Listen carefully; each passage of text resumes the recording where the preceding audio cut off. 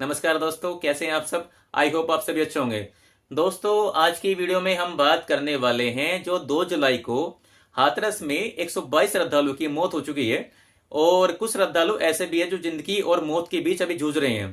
तो क्या इसके लिए कौन लायबल है, तो इसके बारे में आज हम बात करेंगे। देखो दोस्तों, कुछ व्यक्ति बोल रहे हैं कि इसके खिलाफ बाबा लायबल है, इसमें बाबा लायबल है, बाबा के खिलाफ एफआईआर होनी चाहिए और बाबा जेल में जाना चाहिए।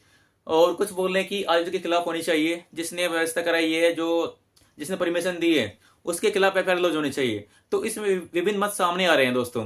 तो आज हम बात करने वाले हैं कि कानून की दृष्टि से इसमें किस पर कौन सा ऑफेंस बनता है। तो चलिए शुरू करते हैं। देखो दोस्तों, जो 2 जुलाई को हाथरस वाला कांड हो गया था, जिसमें 122 श्रद्धालु की मौत हो चुकी है और लगभग जिसमें कुछ श्रद्धालु जिंदगी और मौत के बीच जूझ रहे हैं, तो पुलिस के द्वारा कड़ा एक्शन हो लेते हुए पुलिस ने इसमें एक एफआईआर बाबा के जो आयोजक थे उसके खिलाफ दर्ज कराई थी, जिसमें से अभी तक 6 व्यक्ति की गिरफ्तारी भी हो चुकी है, जिसमें से 2 महिला भी है।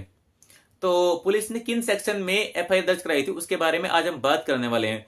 देखो दोस्तों, जो हमारे नया बीएनएस यानी जो हमारी नई आईपीसी लागू हुई है 1 जुलाई से, उसमें जो हमारी सेक्शन 105 है और 110 है और 238, 126 टू और 223 में एक एफआईआर लॉन्च हुई थी, जिसमें बाबा के जो श्रद्धा आयोजक थे उन पर आरोप लगा है कि उन्हें लापरवाही के द्वारा और पुलिस के जो निर्देश थी उसकी अवज्ञा करी है। तो उन्होंने गैर इरादतन हत्या यानी धारा 105 धारा लगाई गई है कि उन्होंने गैर इरादतन हत्या यानी कि ऐसी हत्या जिसमें कोई ऐसा कार्य होता है जिससे कि मृत्यु कार्य करना संभाव्य हो। तो दोस्तों, लेकिन इसके लिए जो मेन बातें होती है वो होता है इसमें इंटेंशन। अगर हमारी हत्या करने की इंटेंशन होगी या कुछ ऐसा कार्य करने की इंटेंशन होगी जिससे कि मृत्यु कार्य होना संभाव्य है, ये तभी लगती है। तो लेकिन अगर दोस्तों हम देखा जाए, बाबा की आयोजक का ना तो कोई ऐसी इंटेंशन थी जिससे कि उनकी हत्या कारित करना हो जाए, ना ही कोई उसने ऐसा काम करा है या कोई करने की संभावना भी नहीं थी जैसे कोई कार्य जिससे कि मृत्यु कारित होना संभाव्य था। तो इस सेक्शन में कुछ ऐसा नहीं हो सकता है दोस्तों। लेकिन इस सेक्शन में 10 साल की सजा हो सकती है अगर आरोप सिद्ध हो जाते हैं। तो फिर बाबा की आयोजक पर भी 10 साल तक की सजा का प्रावधान किया गया है दोस्तों। दूसरी सेक्शन लगी है दोस्तों 110 यानी बीएनएस की सेक्शन 110 में यह बताया गया है कोई ऐसा कार्य कारित करता है जो कि आपराधिक मानववध की श्रेणी में आता है, उसके द्वारा किसी की मृत्यु कारित करता है, तो ऐसे व्यक्ति को 5 वर्ष तक की सजा भी हो सकती है। दूसरे सेक्शन की हम बात करें तो वो लगी है 126 टू, यानी अगर हम किसी व्यक्ति को बंधक बनाते हैं यानी सदोष परिरोध करते हैं, तो फिर ऐसे व्यक्ति को 1 महीने तक की सजा हो सकती है। अगर हम सत्संग जो चल रहा था तो ऐसी कोई भी वहां पर ऐसी बात नहीं हुई थी कि किसी व्यक्ति को बंधक बनाने का हमारा हास्य हो या किसी व्यक्ति को बंधक बनाया गया हो, तो यहाँ पर ये भी सेक्शन नहीं बनती दोस्तों। दूसरी सेक्शन हमारी बनती है दोस्तों 223 जो उसमें लगी है।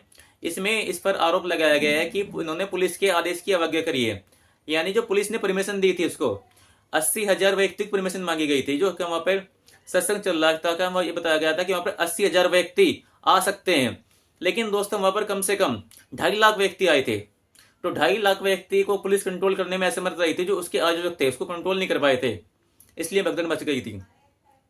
दूसरी सेक्शन हमारी इसमें लगाई गई है 238 यानी साक्ष्य का विलोपन। कोई हम अगर एविडेंस मिटाते हैं या मिटाने का प्रयत्न करते हैं तो उसके लिए यह सेक्शन बनी है 238। तो दोस्तों मुझे नहीं लगता कि यहाँ पर यह सेक्शन अप्लाई हो जाएगी, क्योंकि ऐसा कोई साक्ष्य से छेड़खानी करने का प्रयास भी नहीं किया गया है।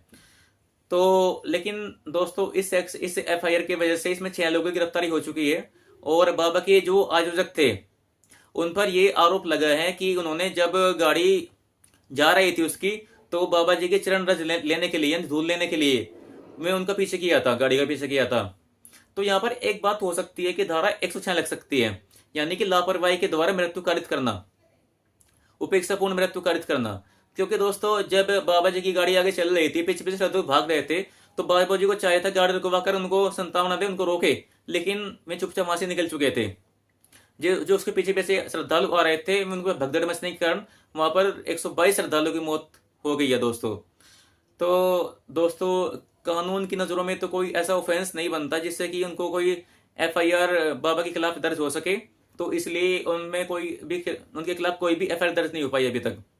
बल्कि 6 लोगों की गिरफ्तारी बाबा के जो आयोजक थे, जिसमें से 2 महिला भी थी, उनके खिलाफ ही अभी तक दर्ज हुई है दोस्तों। तो दोस्तों इस घटना के बारे में आपका क्या कहना है, अपनी राय अपनी कमेंट में दीजिए। तो दोस्तों अगर आपको मेरी ये वीडियो अच्छी लगी तो कृपया मेरे चैनल को सब्सक्राइब कीजिए और वीडियो को लाइक कीजिए। धन्यवाद दोस्तों।